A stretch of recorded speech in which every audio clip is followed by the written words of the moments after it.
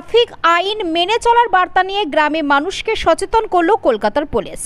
ভাঙড় ট্রাফিক গার্ডের উদ্যোগে পূর্ব ভোগালী প্রাথমিক বিদ্যালয় প্রাঙ্গণে এক সচেতনতামূলক প্রোগ্রাম হয়।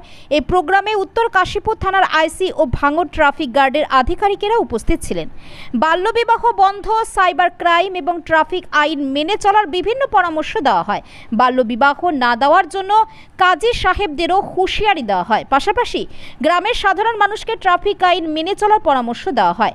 গ্রামের মধ্যে কলকাতা পুলিশ আধিকারিকদের পেয়ে স্থানীয় মানুষজন অত্যন্ত খুশি। খুবই ভালো লাগলো যেহেতু কলকাতা পুলিশ আমাদের গ্রামে আসলো, ট্রাফিক গার্ডের হেড এবং আমাদের থানার ওসি বড়বাবু দুজনেই গ্রামে আসলো এবং আরও অন্য পুলিশরা আসলো। খুবই ভালো লাগলো জিনিসটা।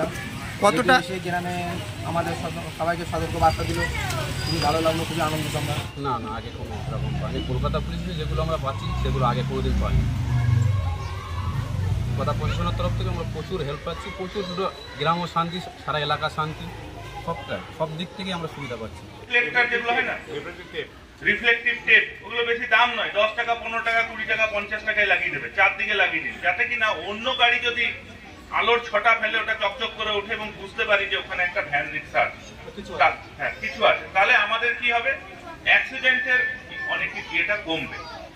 তারপরে আপনাদেরকে আমি জানাই, আমরা বিশেষভাবে গুরুত্ব দিচ্ছি চাইল্ড ম্যারেজ যাতে না হয়, অর্থাৎ কিনা প্রাপ্ত বয়স্ক না হওয়া পর্যন্ত কারোর বিবাহ যাতে না হয়, তার জন্য এখানে যারা আমার মা বোনেরা আছে তাদেরকেও বলছি, গ্রামের প্রত্যেকটা মানুষকে বলছি এবং কাজী সাহেবদেরকে সাবধান করে দিচ্ছি।